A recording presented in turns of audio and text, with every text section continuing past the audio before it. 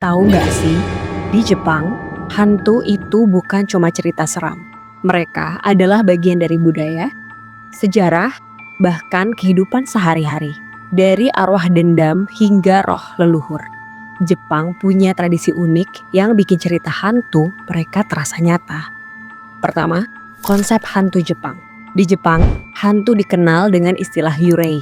Yurei adalah arwah orang yang meninggal, tetapi emosinya belum selesai. Misalnya karena dendam atau pengkhianatan, kesedihan mendalam, dan penyesalan yang belum terselesaikan. Beda dengan hantu barat yang sering digambarkan menakut-nakuti tanpa sebab. Yurei biasanya punya alasan kuat terkait kehidupan mereka saat masih hidup. Selain itu, masyarakat Jepang percaya kalau yurei tidak bisa pergi ke dunia lain sampai urusan mereka selesai dan bisa mempengaruhi orang hidup di sekitarnya. Kedua, ciri khas hantu Jepang. Ciri khas hantu Jepang sangat ikonik. Baju putih, warna kematian dalam tradisi Jepang. Rambut hitam panjang terurai, simbol kesedihan atau kemarahan yang mendalam, dan tidak memiliki kaki atau melayang, menandakan mereka bukan bagian dari dunia manusia. Selain itu, sering digambarkan wajah pucat, tatapan kosong, dan kadang muncul di tempat-tempat yang memiliki sejarah tragis. Hal ini membuat hantu Jepang terasa lebih misterius dan menakutkan secara psikologis, bukan sekadar penampakan visual. Ketiga, jenis-jenis hantu Jepang. Onryo, roh dendam yang bisa menyebabkan malapetaka bagi orang yang masih hidup. Biasanya korban pengkhianatan atau pembunuhan. Dan cerita paling terkenal yaitu Oiwa dari Yotsuya Kaidan. Lalu yurei biasa, arwah yang belum bisa pergi karena urusan yang belum selesai. Bisa jadi karena keluarga yang belum mendoakannya atau kematian mendadak. Ubume, hantu wanita yang meninggal saat melahirkan. Dikenal meminta orang lain menggendong bayinya atau memberi pesan untuk anaknya.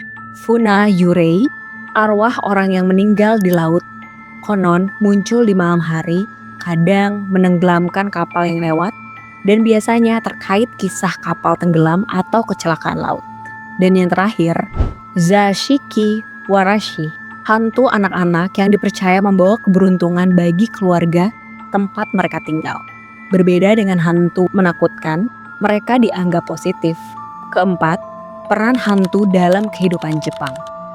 Orang Jepang tidak selalu menganggap hantu sebagai ancaman. Festival Obon adalah arwah leluhur kembali ke dunia manusia sementara. Keluarga menyiapkan makanan dan lentera untuk menyambut mereka. Jimat dan ritual rumah baru. Sebelum menempati rumah, orang Jepang melakukan ritual pembersihan untuk menghindari roh jahat. Hantu dalam budaya Jepang sering mengajarkan moral atau memperingatkan manusia agar menghormati kehidupan, kematian, dan hubungan dengan keluarga. Kelima, kenapa horor Jepang lebih menyeramkan? Horor Jepang tidak mengandalkan jump scare. Ketakutan datang perlahan melalui kesunyian, tempat sepi, dan cerita yang masuk akal. Banyak film horor modern Jepang mengambil inspirasi dari kepercayaan dan cerita rakyat asli. Efek psikologis lebih kuat karena penonton tahu ini berakar dari kepercayaan nyata. Jadi, hantu di Jepang bukan sekedar cerita seram. Mereka adalah bagian dari budaya, sejarah, dan kehidupan sehari-hari. Sekaligus cerminan emosi manusia yang belum menemukan ketenangan. Kalau kamu suka konten seperti ini, jangan lupa like, subscribe, dan aktifkan notifikasi supaya kamu gak ketinggalan video menarik lainnya tentang budaya dan misteri Jepang.